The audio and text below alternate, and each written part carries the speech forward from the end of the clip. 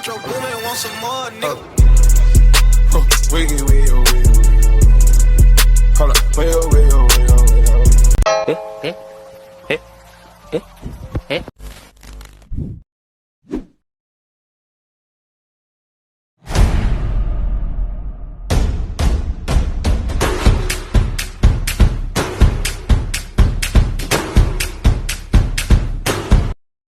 What you looking for?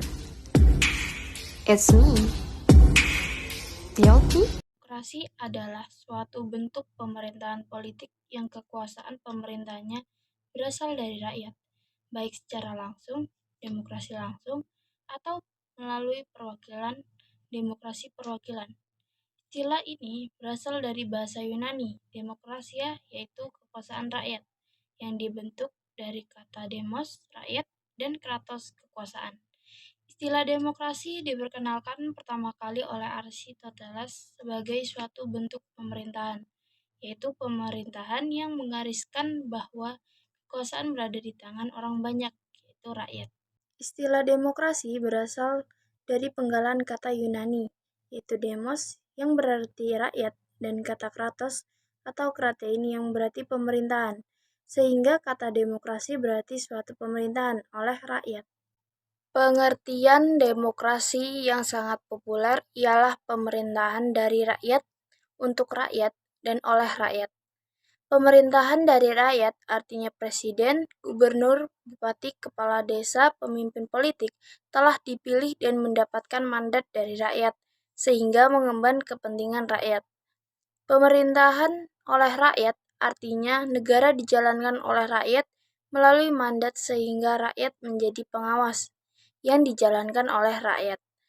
Pemerintahan untuk rakyat artinya hasil dan kebijaksanaan diarahkan kepada kesejahteraan rakyat dan atas dasar aspirasi rakyat. Jadi, demokrasi adalah pemerintahan yang berdasarkan kedaulatan rakyat.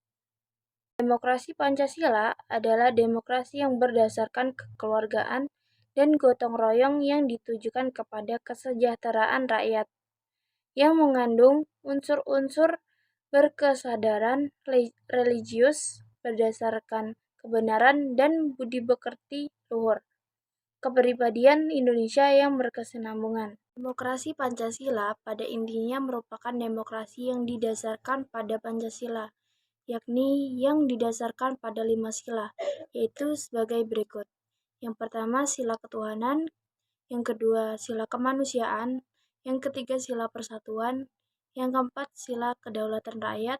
Yang kelima, sila keadilan sosial. Sistem demokrasi Pancasila menurut prinsip-prinsip yang terkandung di dalam batang tubuh Undang-Undang 45 berdasarkan 7 sendi pokok, yaitu berdasarkan berikut. Yang pertama, Indonesia adalah negara berdasarkan hukum. Negara Indonesia berdasarkan hukum, tidak berdasarkan atas kekuasaan belaka. Hal ini mengandung arti bahwa baik pemerintah maupun lembaga-lembaga lain dalam melaksanakan tindakan apapun harus dilandasi dengan hukum, dan tindakannya terhadap rakyat harus ada landasan hukumnya. Yang kedua, Indonesia menganut sistem konstitusional. Pemerintah berdasarkan sistem konstitusional, yaitu hukum dasar, dan tidak bersifat absolutisme, kekuasaan yang mutlak tidak terbatas. Sistem konstitusional ini lebih menegaskan bahwa pemerintah dalam melaksanakan tugasnya dikendalikan atau dibatasi oleh ketentuan konstitusi. 3.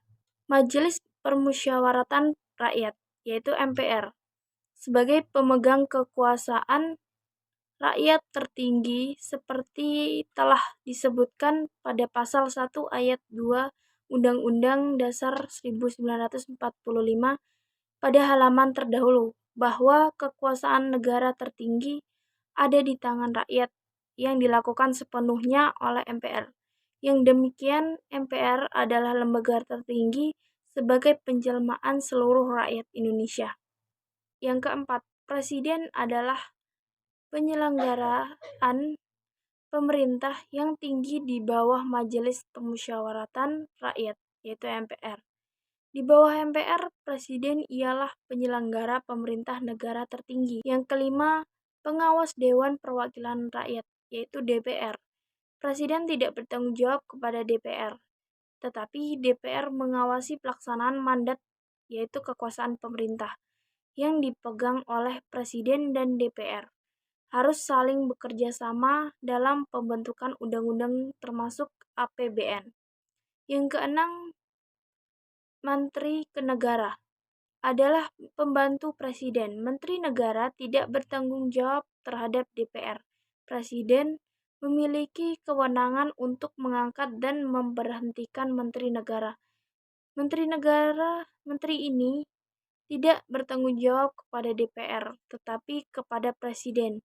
Yang ketujuh, kekuasaan negara tidak terbatas. Kepala negara tidak bertanggung jawab kepada DPR, tetapi ia bukan diktator. Artinya kekuasaan tidak terbatas. Dinamika pelaksanaan demokrasi di Indonesia terbagi menjadi beberapa tahap, yakni yang pertama, tahap demokrasi parlementer pada tahun 1945 sampai 1959.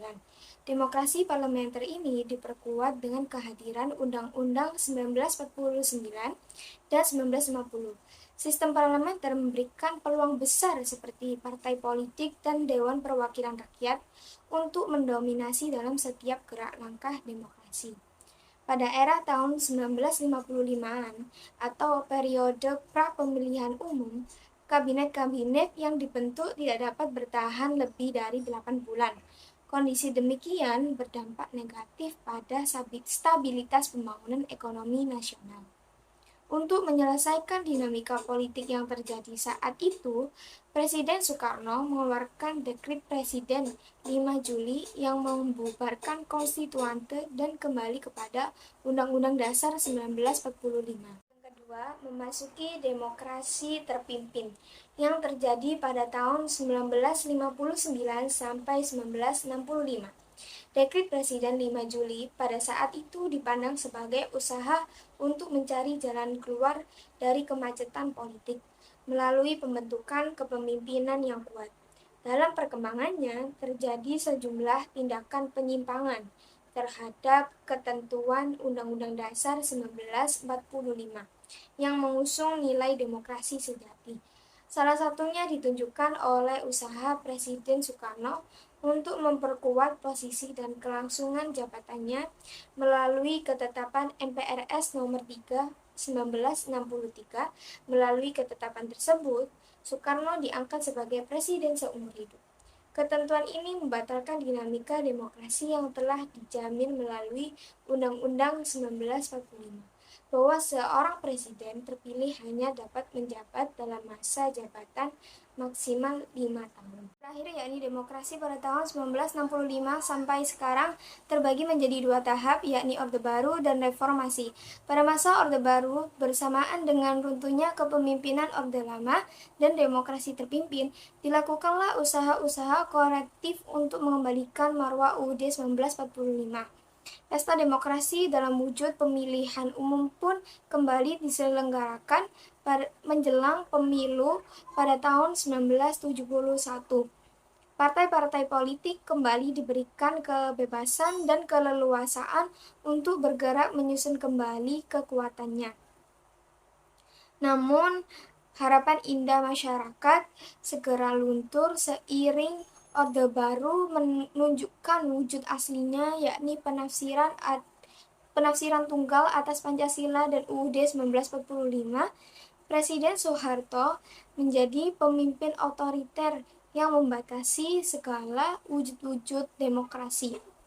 Ia berhasil mengkokohkan diri sebagai presiden selama 32 tahun melalui strategi politiknya. Kehadiran pesta demokrasi pemilu pun menjadi punggung politik semata sebab hasil pemilu pada saat itu sudah dapat diketahui. Pada fase kekuasaan Soeharto ini, Pancasila dan konsep demokrasi Pancasila justru digunakan sebagai alat melanggengkan kekuasaan dan memasuki tahap reformasi. Seiring dengan runtuhnya kepercayaan terhadap Orde Baru, Indonesia masuk ke dalam reformasi.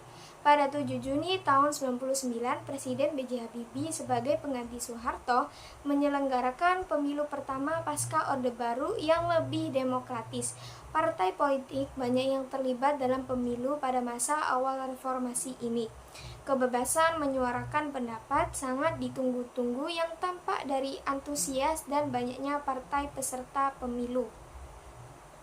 Bentuk demokrasi Indonesia berlandaskan pada demokrasi Pancasila. Pelaksanaan demokrasi ini pun terus berkembang menyesuaikan perkembangan zaman. Melalui reformasi, dengan amandemen UUD 1945 oleh Majelis Permusyawaratan Rakyat atau MPR yang dipilih oleh rakyat, Indonesia dibawa pada wujud demokrasi yang lebih nyata. Pelaksanaan pemilihan umum sebagai wujud demokrasi terbesar menjadi sebuah rutinitas elektoral yang terjadwal semakin baik.